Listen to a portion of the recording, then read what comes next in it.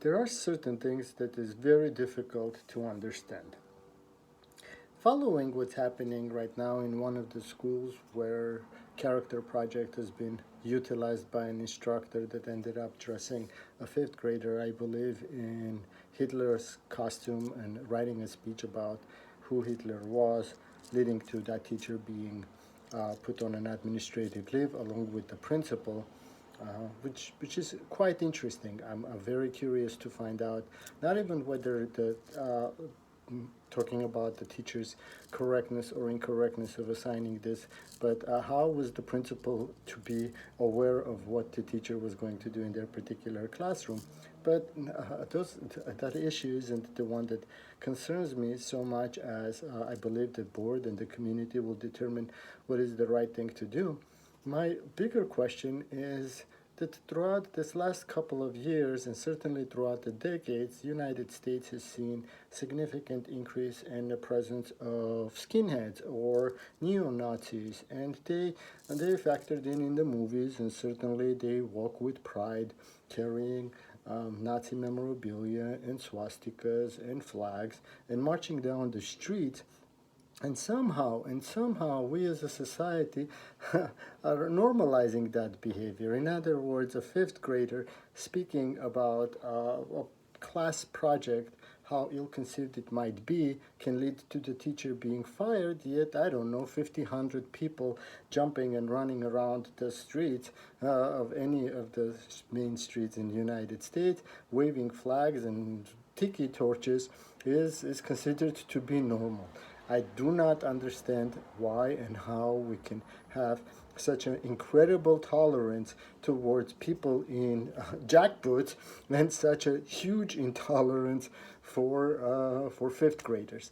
That's just absolutely mind-boggling. Secondarily, I think I have a problem with this on a larger scale because Germany has implemented its laws very, very strictly upon completion of the whole World War II, with outlawing both the representation and the presentation of Nazi memorabilia and swastikas, and also even saluting. If I remember correctly, it could be saluting and honoring the Nazi things could lead to some sort of a prison sentence. Why? Because they explain it in such a way as to say that there is nothing positive about any group of people who believes in their racial superiority and are willing to close their eyes at the wanton destruction of 10, 11 million people, along with 80 other million people killed because of their actions, which means there is nothing good about Nazis. Nothing.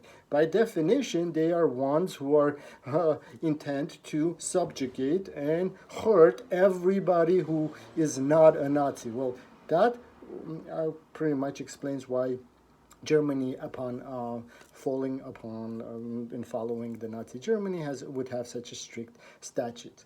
But what surprises me is that countries like United States, countries such as Russia, have seen and are seeing the growth of the Nazi movement, and they see that amongst their youth. And I've always found that to be almost asinine, because just about everybody's grandfather has fought that plague that Nazism represented. Yet today, there are youth in those countries that have lost so much, sacrificed so much in their fight and in their battle against Nazis that makes them feel that it is the right thing to do for them to either put a swastika upon their chest and or wave the Nazi flag about where their own grandfathers and grandmothers have died and suffered due to the actions of the Nazi Germany. That's one of those things that is very difficult for me to comprehend.